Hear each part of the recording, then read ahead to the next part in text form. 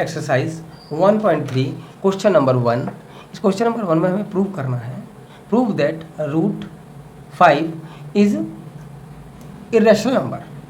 हमें प्रूव करना है कि रूट 5 एक इरेशनल नंबर है। हम ऑलरेडी जानते हैं, we know already root 5 is an irrational number, लेकिन ये इस पार्ट में, इस क्वेश्चन में हमें प्रूव करके दिखाना है कि इरेशनल नंबर क्यों है ये।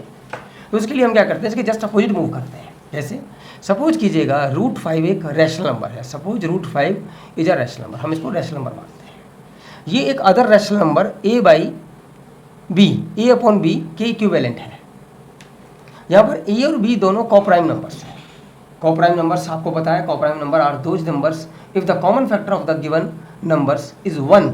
If the common factor of the given number is 1 then they are called the coprime number. अगर दो दिए हुए प्राइम नंबर्स का, अगर दो दिए हुए नंबर्स का कॉमन फैक्टर 1 होगा तो उसको बोलते हैं कोप्राइम नंबर्स। तो यहाँ पर a और b कोप्राइम नंबर्स है। It is very important point, just keep this point in your mind.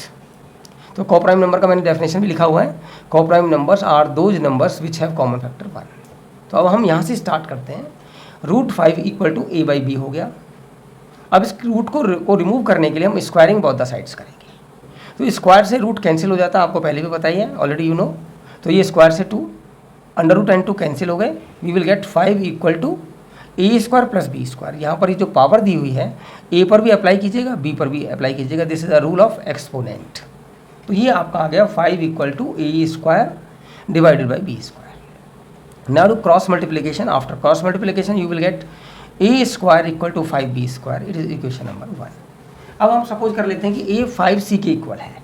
Now squaring again both the sides. After squaring we will get a square equal to 25c square. ये हो गई आपकी second square, जब हम दोनों second equation, जब हम दोनों साइड का स्क्वायर करते हैं। अब देखिएगा, now compare equation number 1 and equation number 2 का कंपेरिजन करेंगे। Then we will see that left hand side of both the equations are equal. ये भी ए स्क्वायर है, ये भी ए स्क्वायर है। मीन्स अगर लेफ्ट हैंड साइड्स दो इक्वेशंस की इक्वल होंगी, in case right hand side of both the equations will be equal also. According to this rule 5b square equal to 25c square. अब आगे हम चलते हैं। तो देखिएगा, ये हमारा आ गया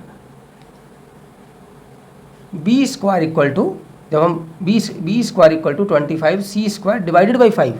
When we divide 25 by 5 we will get 5c square. तो थर्ड इक्वेशन हमारी आ गई b square equal to 5c square. It is our third equation. If we compare equation number 1 and 3 then we will see that left hand side of both the equations are, if we compare equation number 1 and equation number 3 then we will see that a and b both have the common factor 5। अगर हम equation number 1 और equation number 3 को compare करेंगे तो देखेंगे ए square, ए का और B का दोनों कौन के कॉमन फैक्टर हैं हमारे 5। ए का कॉमन फैक्टर भी 5 है और बी का भी कॉमन फैक्टर 5 है। इट मीन्स जो हमने सपोज किया वो हमारा सपोजिशन रॉन्ग है। क्यों रॉन्ग है? क्योंकि ये दोनों ए और बी कोप्राइम नंबर हैं और इनका कॉमन फैक्टर होना चाहिए 1, लेकिन यहाँ पर कॉमन फैक्टर आया हमारा 5। It means our supposition is wrong. और अगर हमारा सपोजिशन रॉन्ग है, हमने सपोज करा था कि रूट 5 एक रैशनल नंबर है, but now we are seeing that our supposition is wrong. It means under root 5 is an irrational number. ये ऑटोमेटिकली इरेशनल नंबर प्रूव हो गया। तो ये था हमारा hence proved question number 1 has been completed.